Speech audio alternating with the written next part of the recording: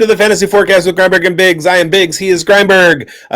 Somewhere in the back there, ruffling through drawers, is Schultze, our producer. We are here to bring you our Starts and Sits show.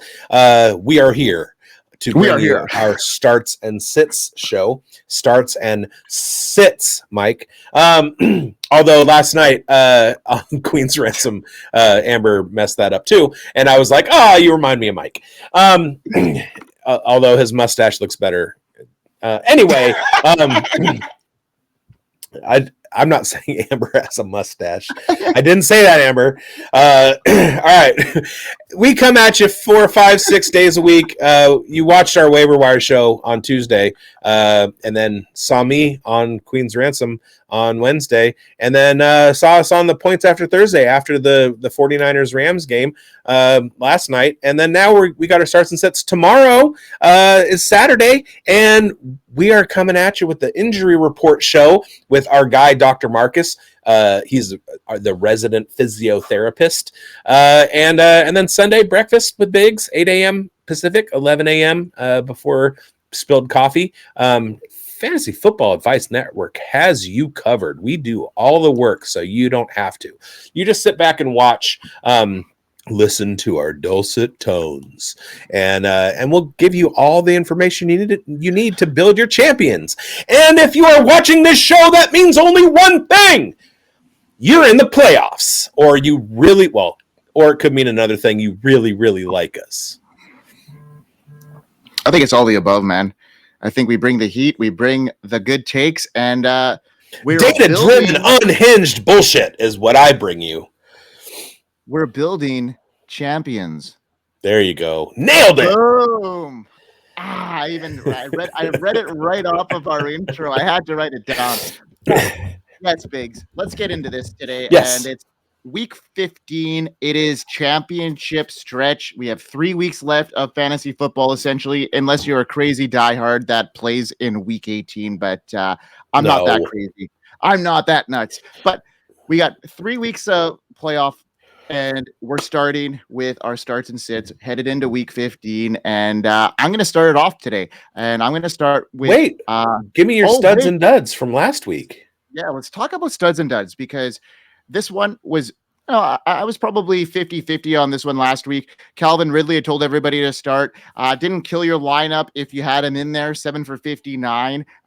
Told everybody to start Tyrone Tracy, who had a nice game, 16 for 45, got that touchdown, and then had 10 targets, which was a season high for him, 5 for 38 in the air. Finally, the receiver gets the targets he needed in the backfield. So love that call. Tyrone Tracy was a smash pick for me. So that was a stud. Another stud pick I had was telling everybody to sit Kyle Pitts. And once again, he hit the turf and so did the ball right in front of him. 1 for 14. Not very good. And I told people to sit Jalen Waddle, who had a pretty good game, actually 9 for 99. But, didn't get into the end zone. But, still can't justify sitting him. So, he had a good game. So 50-50 for me. How about you, Biggs? I was about 50-52. I said to start Aiden O'Connell, and he got himself injured on a late hit that wasn't called. He was running away from the guy. The guy shoved him, even though he was out of bounds. And O'Connell went down, got himself hurt, missed the rest of the game. They became the Las Vegas Ritters. Desmond Ritter came in, and it could have changed the whole outcome of the game. The Raiders could have beaten the Buccaneers if Aiden O'Connell had stayed in. So that's kind of a wash because you can't really count on a player getting hurt. So it wasn't a bad call on my part, but it sure didn't help you or me because I had him in lots of lineups. And then I gave you another big one. I told you to start Isaac Guerrero, and Isaac Guerrero finished with 26 points and finished as the RB2. That's probably my best call of the year, or at least my highest ranked player that I had in the start and sit show that I told you to start. As far as the sits are concerned, I told you to sit ETN. Travis Etienne. And that worked out. I want to say he had 9 points. I finished as like RB22 or something like that. And just, such a lost year for him and the rest of the Jaguars. Sad because he was atop all of my lists, including my top 5 running backs to get the year started. And he wasn't able to do that. I also said to sit Bryce Young, and he didn't have a terrible game. He did finish as quarterback 20, however. So in your redraft leagues, that wasn't a starting position for you. In Superflex, like Mike said with his Calvin Ridley call, it wouldn't have hurt you, it wouldn't have killed your week, but it certainly wouldn't have helped. Unless you had like Jamar Chase and Isaac Guerrero already, you probably still won. But that's it. So yeah, little mixed results, but nailed the Isaac Guerrero call. There you go. All right, let's get into this week, Biggs. And I'm going to start us off with a wide receiver here who's coming back from an injury. And you know that we've both been Ladd McConkey guys all along, and I'm thrilled. Dad's for Ladd. Yeah, I know. Super awesome. And, I'm finally excited to see him break out and prove me and you right that this rookie wide receiver for the Chargers has been steadily climbing up the ranks. And it's no surprise to us that he's been delivering some big performances, but despite his recent injury, McConkey's strong stats and his rising role in Justin Herbert's offense just makes him the clear-cut, bright future in fantasy football. So here are some key stats that is backing why I'm bullish on him. And he's wide receiver 18 through 14 weeks in PPR leagues, has 123 yards in week 11, showing his breakout potential. And he's a separator. We know that with his yards per route run metrics. He's been outside of the top 24, but he's climbing in there now, and his efficiency metrics is just up there. So I love Ladd McConkey. I love him this week in a pretty good spot here, and they're going to rely on him here on out, especially if he's healthy. So he's a must start here on out for me, and that's Ladd McConkey. Who do you got there, Biggs? I love the Ladd McConkey call.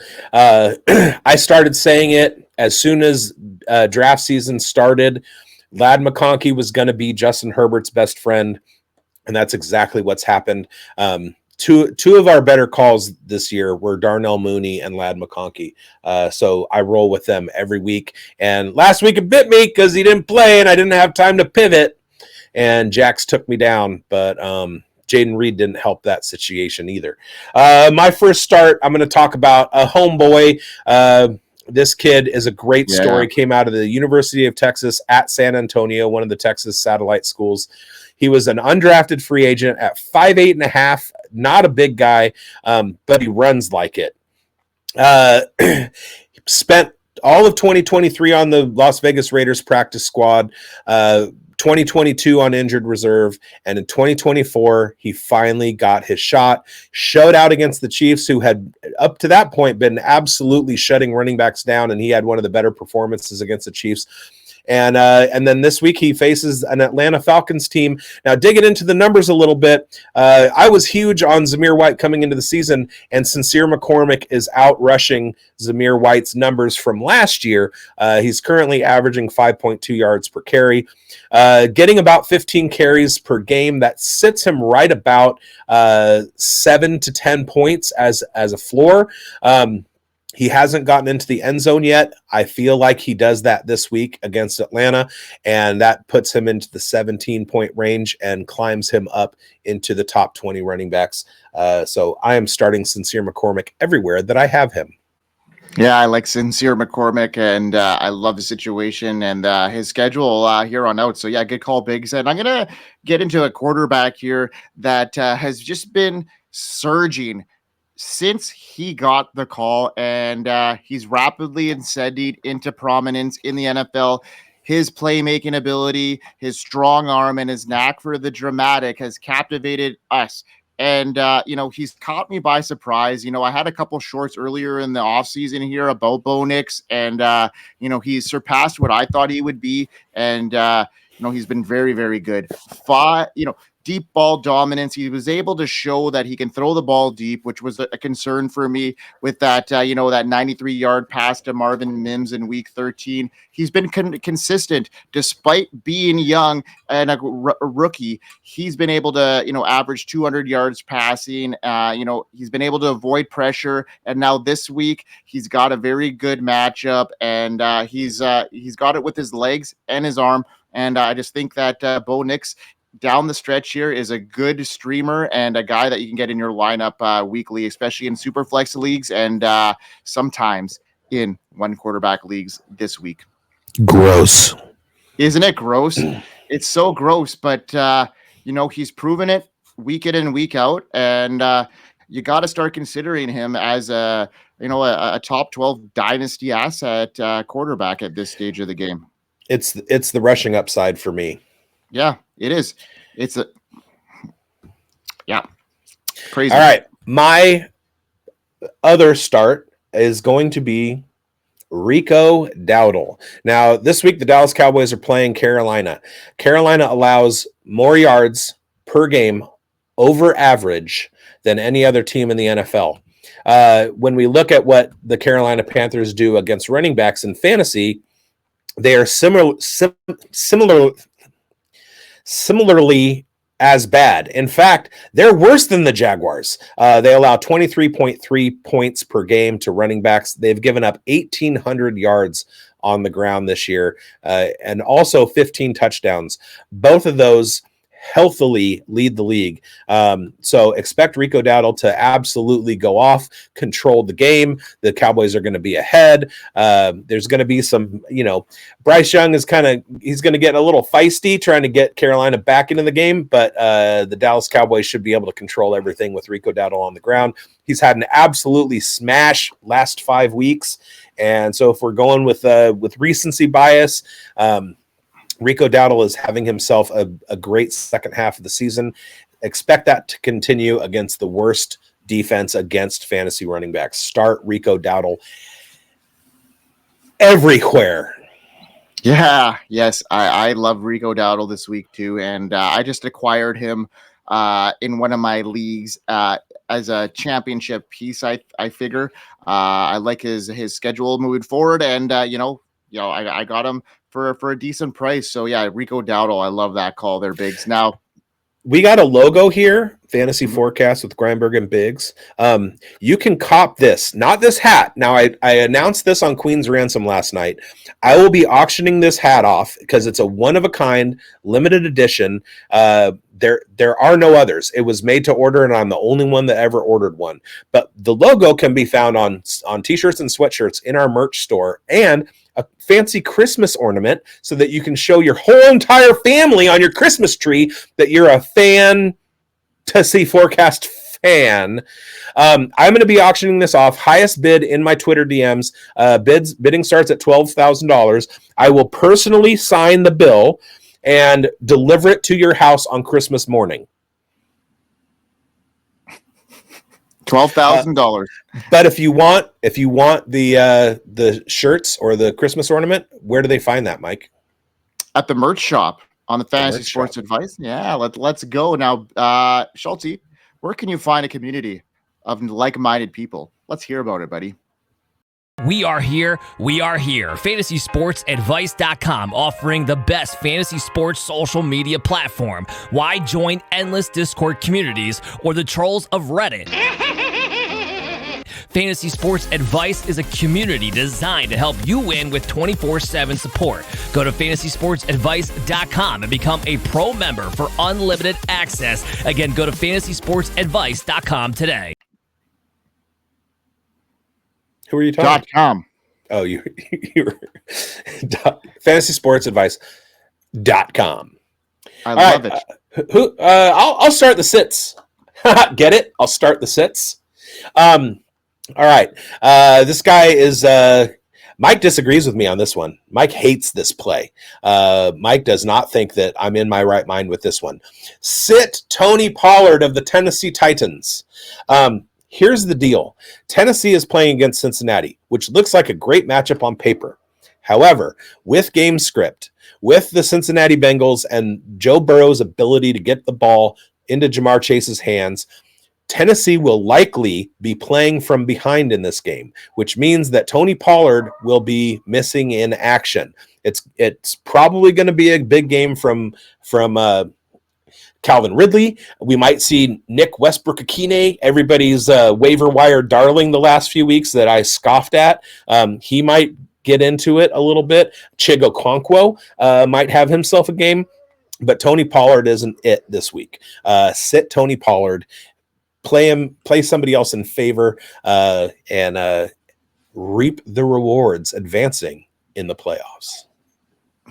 All right, then. I'm not sitting Tony Pollard where I have him in my lineups. I have a hard time doing it because I don't have anybody to kind of go in there in that spot. So, but yeah, his matchup is a bit tougher. But I think it's going to be a bit tighter of a game, to be honest. So we'll have to see what goes on there. For me, my sit here is Devonta Smith. And, he's a risky start for me because, last week he had an okay game. He did find the end zone, but he's facing the Steelers defense that has been solid. And Smith inconsistency in a tough matchup, making him a questionable fantasy option for me this week. He's only averaged 4.7 fantasy points per game over his last 3 outings, a total of only 80 yards and 1 touchdown on 15 targets in week 7, which was a couple weeks ago already, but he posted a career low 0.2 fantasy points against the Giants. Actually, it was minus 0.2. So, not great coming from a guy that we thought that was going to be potentially keeping toe-to-toe with A.J. Brown. So with his recent struggles in a matchup where I think is going to be a tougher one for him, I'm going to temper my expectations. And if I can actually get him out of my lineup and start a guy on the streamer end, I'm going to try and do that over Devonta Smith. Biggs, what are your thoughts on that? Nick Westbrook-Akine, maybe? That's exactly what I was thinking. I was actually that was on the tip of my tongue, but I didn't want to say it because I figured you would finish my sentence, and you just did. I love it. Okay. We finish each other's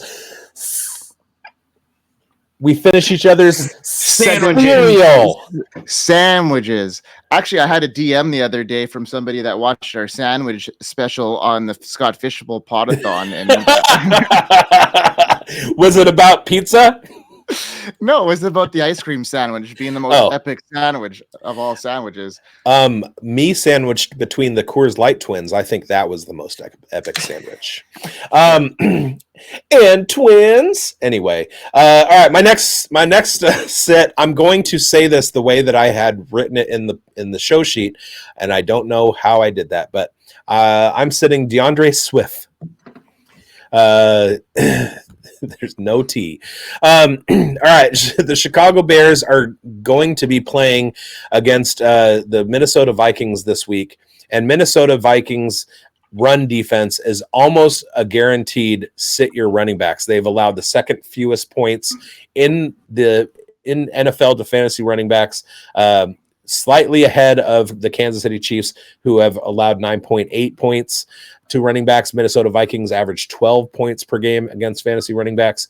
Not a great time for DeAndre Swift, especially with Sam Darnold surging the way that he has the last 4 weeks.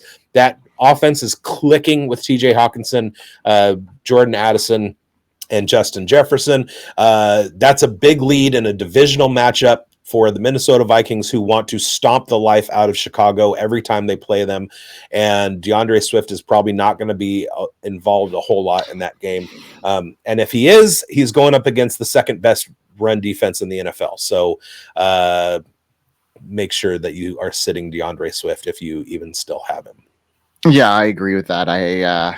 We agree on a couple on here. The Rico Dowdle call for sure, Biggs. I'm full endorsing that, in the Swift call too. I have him on another show sheet as well. So let's go on that one. Now I got a guy that I'm sitting here, and that's Najee Harris. He's been struggling a little bit lately, and he's got a really tough matchup against the Eagles, who remains, a really, really tough defense against the run. Despite handling a hefty workload, Harris has been inefficient, and the lack of involvement in the passing game has limited his fantasy ceiling, and the upcoming matchup just doesn't offer much hope.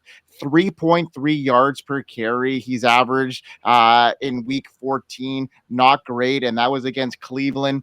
He didn't even have a reception in week 14. So that's not good either. The Eagles have allowed 3.8 yards per carry, which is stout. And I'm not looking for this to be anything great for Najee Harris. So his inefficiency on the ground in that tough matchup, a split backfield with Jaylen Warren, and a tough matchup is just going to be spelling a little bit of a disaster for Najee this week. I'm trying to get him out of my lineup if I can. I don't have a whole lot of shares of him, but it's somebody that I'm looking to acquire in this offseason in some of my dynasty leagues for the right price. But this week is a tough one. I can see him being sub 10 points. He has started to find the end zone, which is something that he wasn't doing earlier in the year. Yeah. But it is a terrible matchup.